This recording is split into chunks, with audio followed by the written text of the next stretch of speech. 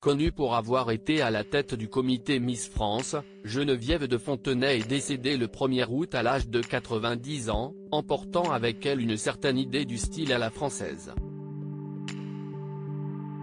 Les reines de beauté sont en deuil depuis l'annonce de la disparition de Geneviève de Fontenay, l'ancienne patronne du comité Miss France, concours qu'elle avait quitté en claquant la porte en 2009 après de nombreuses polémiques.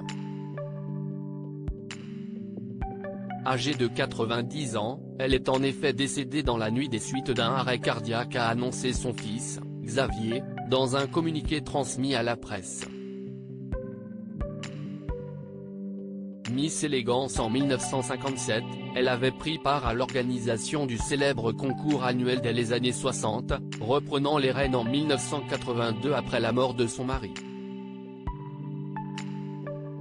Celle qui fut mannequin pour Balenciaga a très vite adopté un style devenu depuis iconique. Geneviève de Fontenay, de pin-up à dame au chapeau, un tailleur, deux couleurs, le blanc et le noir, un rouge à lèvres et des boucles d'oreilles, Geneviève de Fontenay est aussi bien connue pour ses violents coups de gueule que pour son look qui lui a valu d'être parodiée par plusieurs humoristes. Il faut dire qu'en plusieurs décennies, l'ancienne reine des Miss France n'a jamais changé son style vestimentaire, passant outre les modes consistant à modifier régulièrement les tenues, dans la plus pure tradition du chic à la française. Elle devient rapidement la dame au chapeau, alors à la mode lors de son élection en 1957. Mais la raison n'est pas qu'une question de style.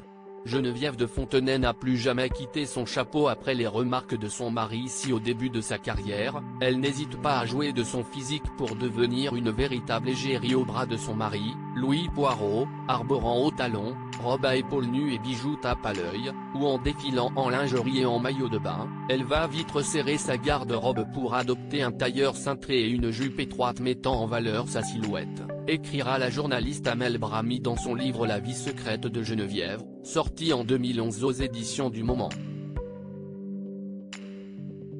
Son chapeau, lui, est le fruit de remarques incessantes de son mari, lui expliquant qu'elle a la tête trop petite pour son corps. Dès lors, elle ne quittera jamais son célèbre couvre-chef.